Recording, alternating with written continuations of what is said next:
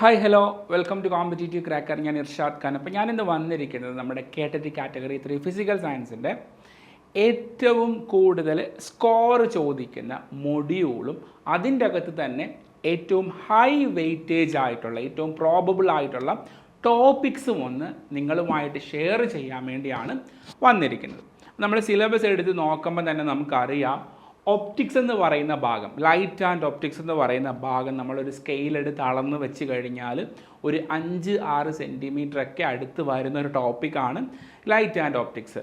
നമ്മുടെ 25 മാർക്കിൻ്റെ ഫിസിക്സ് എന്ന് പറയുന്ന ഭാഗത്ത് നിന്ന് 3 മാർക്ക്, 25ൻ്റെ 3 എന്ന് പറയാൻ എത്രയാണ്, 10% മുകളിലാണ്. 3 മുതൽ 4 മാർക്ക് വരെ കൺസിസ്റ്റൻ്റ് ആയിട്ട് ചോദിക്കുന്ന ഒരു മേഖലയാണ് ഈ പറയുന്ന ലൈറ്റ് ആൻഡ് ഒപ്റ്റിക്സ് എന്ന് പറയുന്ന ഭാഗം.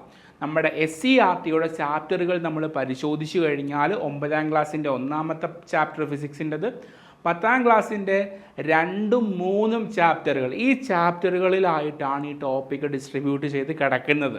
നമ്മൾ പ്രീവിയസ് ഇയർ ക്വസ്റ്റ്യൻ പേപ്പർ എടുത്ത് നമുക്ക് നോക്കുമ്പം ഏറ്റവും കൂടുതൽ വന്നിരിക്കുന്നത് spherical mirror and lenses formula എന്ന് പറയുന്ന ഭാഗത്തു നിന്ന് തന്നെയാണ്.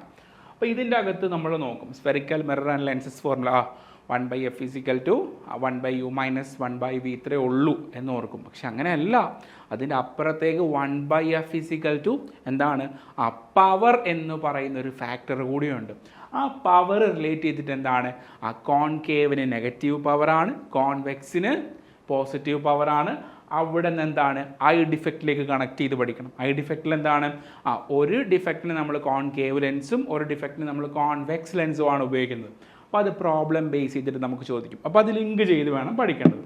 പിന്നെ അത് കഴിഞ്ഞിട്ട് റിഫ്രാക്ഷൻ എന്ന് പറയുന്ന ഭാഗത്ത് നിന്ന് ടോട്ടൽ ഇൻറ്റേർണൽ റിഫ്ലക്ഷൻ, അതുപോലെ തന്നെ എന്താണ് ഡിസ്പേഴ്സൺ ആൻഡ് സ്കാറ്ററിങ് തുടങ്ങിയ മേഖലകൾ, പ്രത്യേകിച്ച് ഫിനോമിനൻസ് പഠിക്കുമ്പം ഏറ്റവും കൂടുതൽ നമ്മൾ ഡീപ്പായിട്ട് പഠിക്കേണ്ടത് അത് റിഫ്രാക്ഷൻ തന്നെയാണ്. റിഫ്രാക്ഷൻ്റെ അകത്ത് ഒപ്റ്റിക്കൽ ഡെൻസിറ്റി എന്ന് പറയുന്ന ഒരു നേച്ചർ എങ്ങനെ വെലോസിറ്റി ഓഫ് ദ ലൈറ്റിൻ്റെ പർട്ടിക്കുലർ മീഡിയവുമായിട്ട് ബന്ധപ്പെട്ട് നിൽക്കുന്നു, അത് എങ്ങനെ റിഫ്രാക്റ്റീവ് ഇൻഡെക്സുമായിട്ട് ബന്ധപ്പെട്ട് നിൽക്കുന്നു, ആ റിഫ്രാക്റ്റീവ് ഇൻഡെക്സ് എങ്ങനെയാണ് ലൈറ്റിൻ്റെ ഡയറക്ഷനെ സ്വാധീനിക്കുന്നത്, ഇത്രയും കാര്യങ്ങളാണ് നമ്മൾ അവിടെ നിന്ന് പഠിക്കേണ്ടതായിട്ട് ഉള്ളത്. ഇനി നമ്മൾ അടുത്ത ഭാഗം എന്ന് പറഞ്ഞാൽ ഇതും എന്താണ്, നമ്മൾ സ്കെയിൽ എടുത്ത് നോക്കിക്കഴിഞ്ഞാൽ അത്യാവശ്യം ലെന്തി ആയിട്ടുള്ളൊരു പോർഷനാണ്. അപ്പോൾ ഇവിടെ നമുക്ക് ഇലക്ട്രിസിറ്റി ആൻഡ് മാഗ്നറ്റിസം 2 ടോപ്പിക് ഉണ്ട്. അതിൻ്റെ അകത്ത് നമ്മൾ ഏറ്റവും കൂടുതൽ ഫോക്കസ് ചെയ്യേണ്ടത് ഓംസ് ലോ ബേസ് ചെയ്തിട്ട് വരുന്ന കാര്യങ്ങളാണ്. അപ്പോൾ ഓംസ് ലോ വരുമ്പം നമുക്കറിയാം R = എന്താണ്, V/I എന്ന് പറയുന്ന, അല്ലെങ്കിൽ V = IR എന്ന് പറയുന്ന ഓംസ് ലോ ഉപയോഗിച്ചുകൊണ്ട് നമുക്ക് എന്താണ് പാരലൽ കണക്ഷൻ ഉണ്ടാക്കാം. അതുപോലെ തന്നെ എന്താണ് സീരിയസ് ആയിട്ടുള്ള കണക്ഷൻ ഉണ്ടാക്കാം. അവിടെയും ഓംസ് ലോ അപ്ലൈ ചെയ്യാനായിട്ട് പഠിക്കണം. പിന്നെ പാരലൽ ആൻഡ് സീരീസ് ആയിട്ടുള്ള കണക്ഷൻ സീരീസിൻ്റെ എന്താണ് ഫീച്ചേഴ്സ് ആൻഡ് ക്യാരക്ടറിസ്റ്റിക്സ് നമ്മൾ നോക്കണം. എവിടെയാണ് കറണ്ട് സ്പ്ലിറ്റ് ആകുന്നത്, എവിടെയാണ് പാരലലിൽ എന്താണ് ഡിഫറെൻറ്റ് കറണ്ടും സെയിം വോൾട്ടേജുമാണ്, സീരീസിൽ സെയിം കറണ്ടും ഡിഫറെൻറ്റ് വോൾട്ടേജുമാണ്. അങ്ങനെയുള്ള ഫീച്ചേഴ്സ് ബേസ് ചെയ്തിട്ട് പഠിക്കണം. And then Joule's law heating എഫക്റ്റുമായിട്ട് വരുന്നതാണ് H = I²RT. അത് നമുക്ക് ന്യൂമറിക്കലി അപ്ലൈ ചെയ്യാനായിട്ട് പഠിക്കണം. അവിടുന്ന് പവർ റിലേഷൻ പഠിക്കണം.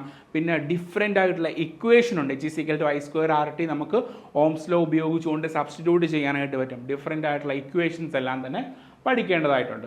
ഇലക്ട്രോ മാഗ്നറ്റിക് ഇൻഡക്ഷൻ ട്രാൻസ്ഫോമറൊക്കെ വന്നു കഴിയുമ്പം ആ ട്രാൻസ്ഫോമറിന് നമ്മുടെ ജസ്റ്റ് ആ പാഠപുസ്തകത്തിലുള്ള പ്രോബ്ലംസും കാര്യങ്ങളും ഒക്കെ ഒന്ന് പഠിക്കുക. അത് മാത്രമേ ഉള്ളൂ. ഇലക്ട്രോ മാഗ്നറ്റിക് ഇൻഡക്ഷൻ എന്താണ്, ജസ്റ്റ് സർക്യൂട്ടുകളൊക്കെ തന്നിട്ട് എങ്ങനെയാണ് ഇലക്ട്രോ മാഗ്നറ്റിക് ഇൻഡക്ഷൻ്റെ സമയത്ത് സർക്യൂട്ടുകൾ വർക്ക് ചെയ്യുന്നത് എന്നുള്ള കാര്യമാണ് നമുക്ക് അവിടെ നിന്ന് കിട്ടേണ്ടതായിട്ട് ഉള്ളത്. ഇനി അടുത്തത് നമ്മൾ നോക്കുകയാണെങ്കിൽ മോഷൻ ആൻഡ് ഫോഴ്സ് ആണ്. മോഷൻ ആൻഡ് ഫോഴ്സ് ഫിസിക്സിനെ സംബന്ധിച്ചിടത്തോളം ഫിസിക്സ് എന്ന് പറയുമ്പം ഏറ്റവും ആദ്യം ഒരാളുടെ മുമ്പിലേക്ക് വരുന്നത് എന്താണ്, നമ്മുടെ ന്യൂട്ടൻ്റെ തലയിൽ ആപ്പിൾ വീണതാണ്. അപ്പം ന്യൂട്ടോണിയൻ മെക്കാനിക്സ് എന്ന് പറയുന്ന ഭാഗമാണ് ഈ ഒരു ഭാഗം, മോഷൻ ആൻഡ് ഫോഴ്സ് എന്ന് പറയുന്നത്. അപ്പോൾ ഇവിടെ നമുക്ക് ഇക്വേഷൻ ഓഫ് മോഷൻ ഉണ്ട്.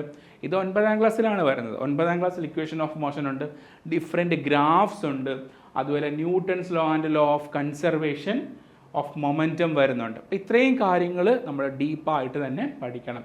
പിന്നെ Archimedes principle and Pascal's law, surface tension.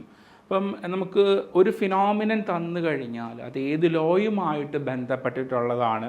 പിന്നെ പാസ്കൽസ് ലോ വരുമ്പം ചെറിയ പ്രോബ്ലംസ്, ന്യൂമറിക്കൽ പ്രോബ്ലംസ് ചോദിക്കാറുണ്ട്. അങ്ങനെയുള്ള കാര്യങ്ങൾ നമ്മൾ അവിടെ നിന്ന് നന്നായിട്ട് പഠിക്കണം. ആൻഡ് മൊമെൻറ്റം ബേസ് ചെയ്തിട്ടുള്ള പ്രോബ്ലംസ്, നമ്മുടെ മൊമെൻറ്റം ഇമ്പൾസ് പ്രിൻസിപ്പിളുണ്ട്. അങ്ങനെയുള്ള കാര്യങ്ങളിൽ നിന്നൊക്കെയാണ് അവിടെ നമുക്ക് ചോദ്യങ്ങൾ കണ്ടുവരുന്നത്. പിന്നെ വേറെ ഒന്നുമില്ല, കൺസർവേഷൻ ഓഫ് മൊമെൻറ്റം ഇച്ചിരി ഡീപ്പായിട്ട് തന്നെ പഠിക്കണം. കാരണം ഡീപ്പായിട്ട് പഠിക്കണം എന്നല്ല, ആ പഠിക്കുന്നത് വ്യക്തമായിട്ട് മനസ്സിലാക്കി പഠിച്ചു കഴിഞ്ഞാൽ എങ്ങനെയുള്ള ചോദ്യങ്ങൾക്കും നമുക്ക് ഉത്തരം എഴുതാനായിട്ട് പറ്റും. ആൻഡ് ഇവിടെ നിന്ന് തന്നെയാണ് law of conservation of momentum വരുമ്പം ന്യൂട്ടൻ്റെ തേർഡ് ലോയിൽ നിന്ന് റീകോയിൽ ഓഫ് വെലോസിറ്റിയുടെ പ്രോബ്ലം ചോദിച്ചിട്ടുണ്ട്. റീകോയിൽ വെലോസിറ്റിയുടെ പ്രോബ്ലം ചോദിച്ചിട്ടുണ്ട്. ഇനി നമ്മൾ അടുത്തത് ഇപ്പം നമ്മൾ പറഞ്ഞത് ഏറ്റവും ലെന്തി ആയിട്ടുള്ള ടോപ്പിക്സ് ആണ് പറഞ്ഞത്. ഇത് നമുക്ക് വലിയ ബുദ്ധിമുട്ടില്ലാതെ പെട്ടെന്ന് സ്കോർ ചെയ്യാൻ പറ്റുന്ന ടോപ്പിക്സ് ആണ് ഈ ഹൈ സ്കോറിങ് അല്ലെങ്കിൽ ഹൈ ഫ്രീക്വൻസി ക്വസ്റ്റ്യൻ ഡൊമൈൻ എന്ന് പറയുന്നത്. അപ്പം ഇവിടെ വർക്ക് എനർജി ഗ്രാവിറ്റേഷൻ എന്ന് പറയുന്നത്, അപ്പോൾ വർക്ക് എനർജി പ്രിൻസിപ്പിളിനെ ബേസ് ചെയ്തിട്ടാണ് ഏറ്റവും കൂടുതൽ ചോദ്യങ്ങൾ അവിടെ വരുന്നത്. ഹാഫ് mv² അല്ലെങ്കിൽ energy is equal to change in work എന്ന് പറഞ്ഞിട്ടുള്ള, അല്ലെങ്കിൽ work is equal to change in energy എന്ന് പറഞ്ഞിട്ടുള്ള വർക്ക് എനർജി പ്രിൻസിപ്പിൾ, അതായത് അതിന് ഡയമെൻഷനലി ഈക്വൽ ആകുന്ന ഒരു സന്ദർഭമുണ്ട്. അവിടെ നിന്നുള്ള ചോദ്യങ്ങൾ നമുക്ക് ചോദിക്കാം. അതുപോലെ ഇത് നമ്മുടെ ആക്സലറേഷൻ ഡ്യൂ ടു ഗ്രാവിറ്റിയും മറ്റ് ഗ്രാവിറ്റേഷണൽ ഫോഴ്സും factors affecting G, escape velocity, solar system പോലുള്ള ഭാഗത്തു നിന്നുള്ള ചോദ്യങ്ങൾ ഉണ്ടാകാറുണ്ട്. അപ്പോൾ അത് വളരെ ചെറിയ ടോപ്പിക്കാണ്, അധികം നമ്മൾ പഠിക്കേണ്ടതായിട്ട് വരുന്നില്ല. ഇനി ഇലക്ട്രോണിക്സ് ആൻഡ് ഹീറ്റാണ്. ഹീറ്റ് നമ്മൾ ഓൾറെഡി പറഞ്ഞു കഴിഞ്ഞ ഒരു കാര്യമാണ് ഹീറ്റിൻ്റെത്. അത് ജൂൾസ് ലോ സ്പെസിഫിക്കലി പറഞ്ഞതാണ്. അപ്പം ഇവിടെ നമുക്ക് ഡോപ്പിംഗ് ഉണ്ട്, ഡയോഡ്സ്, ട്രാൻസിസ്റ്റർ. അപ്പം ഓരോ ട്രാൻസിസ്റ്ററിൻ്റെയും ജസ്റ്റ് ഫീച്ചർ, ഡയോഡിൻ്റെ ഫീച്ചർ, അതിൻ്റെ ഇക്വേഷൻസ് എന്തെങ്കിലും ഉണ്ടെങ്കിൽ അത്, അങ്ങനെയുള്ള കാര്യങ്ങളാണ് നോക്കേണ്ടത്. പിന്നെ modes of heat transfer 3 modes, radiation, convection, conduction നോക്കുക. അതിൻ്റെ ഫീച്ചേഴ്സ് നോക്കുക. സ്പെസിഫിക് ഹീറ്റ് കപ്പാസിറ്റിയും ലേറ്റൻ്റ് ഹീറ്റും ഒക്കെ വെച്ചിട്ടുള്ള പ്രോബ്ലംസ് നോക്കുക. പിന്നെ എന്താണ് എന്തെങ്കിലും സ്പെഷ്യലായിട്ട്, ഇപ്പം അനോമലസ് എക്സ്പാൻഷൻ ഓഫ് വാട്ടർ പോലുള്ള കാര്യങ്ങൾ സ്പെഷ്യൽ ടോപ്പിക്കാണ്. അതിപ്പോൾ ലാസ്റ്റ് നടന്ന LGSൻ്റെ എക്സാമിലും അത് ചോദിച്ചിരുന്നു. വാട്ടറിന് ഏറ്റവും കൂടുതൽ ഡെൻസിറ്റി വരുന്ന ടെമ്പറേച്ചർ ചോദിച്ചിരുന്നു. അപ്പോൾ അങ്ങനെയുള്ള ടോപ്പിക്സ് നമ്മൾ റെഫർ ചെയ്യുക. ഇനി അത് കഴിഞ്ഞിട്ട് കെമിസ്ട്രിയാണ്. കെമിസ്ട്രിയിൽ എപ്പോഴും നമ്മൾ നോക്കേണ്ട ടോപ്പ് സ്കോറിംഗ് ടോപ്പിക് എന്ന് പറയുന്നത് പീരിയോഡിക് ടേബിൾ തന്നെയാണ്. പീരിയോഡിക് ടേബിളിൽ നിന്ന് എങ്ങനെ വേണമെങ്കിലും ചോദ്യം നമുക്ക് വരാം. പീരിയോഡിക് ടേബിൾ പഠിക്കുമ്പോൾ നമ്മൾ അതിൻ്റെ അകത്ത്, ഇപ്പം നമ്മളിവിടെ പീരിയോഡിക് ട്രെൻഡ്സ് എന്നാണ് പറഞ്ഞിരിക്കുന്നത്. ആ പീരിയോഡിക് ട്രെൻഡുകൾ എന്ത് ചെയ്യുക, സ്പെസിഫിക് ആയിട്ട് പഠിക്കുക എന്ന് പറഞ്ഞാൽ lithium, sodium, potassium, rubidium, caesium എന്നതിൻ്റെ അകത്ത് ഏതാണ് ഏറ്റവും കൂടുതൽ സൈസ് കൂടുതൽ. അപ്പോൾ ഒരു 30 വരെയുള്ള എലമെൻസിൻ്റെ കറക്റ്റ് ആയിട്ടുള്ള പൊസിഷനും കാര്യങ്ങളും പഠിക്കണം. അതിൻ്റെ ഗ്രൂപ്പ് പഠിക്കണം, അതുപോലെ പീരീഡ് പഠിക്കണം, അതിൻ്റെ ലൊക്കേഷൻ പഠിക്കണം, അത് അപ്ലൈ ചെയ്യാനായിട്ട് പഠിക്കണം. പിന്നെ ഇലക്ട്രോണിക് കോൺഫിഗറേഷനുണ്ട്, അയോണിക് വേഴ്സസ് കോവാലന്റ് ബോണ്ടിങ്ങിൻ്റെ പ്രോപ്പർട്ടി പഠിക്കേണ്ടതായിട്ടുണ്ട്. പിന്നെ മോൾ കോൺസെപ്റ്റ് പ്രോബ്ലം വരുന്ന ഒരു ഏരിയ തന്നെയാണ്.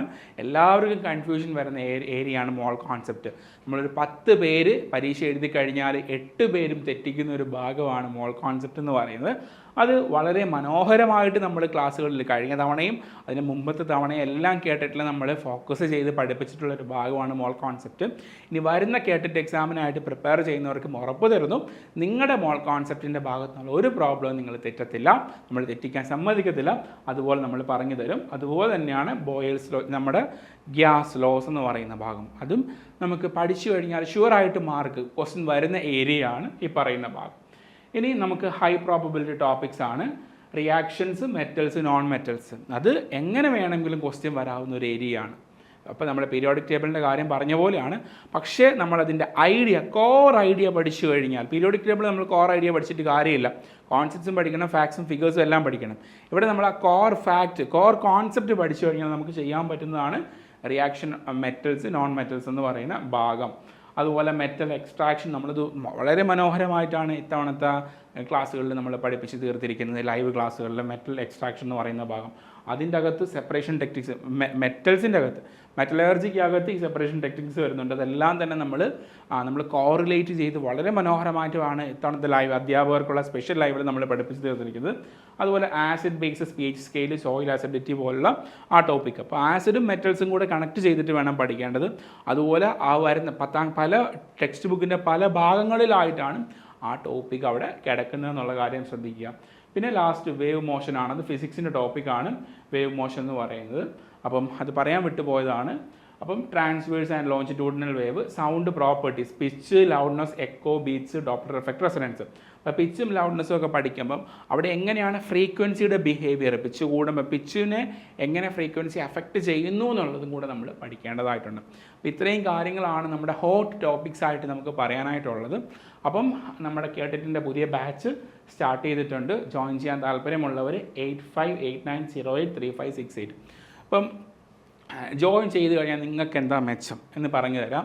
വേറെ ഒന്നുമല്ല, നമുക്കുള്ള പൂൾ ഓഫ് ഫാക്കൽറ്റി എന്ന് പറയുന്നത് നല്ല എക്സ്പീരിയൻസ്ഡ് ആയിട്ടുള്ള, ഏറ്റവും നല്ല എക്സ്പേർട്ടഡ് ആയിട്ടുള്ള ഫാക്കൽറ്റിയാണ്.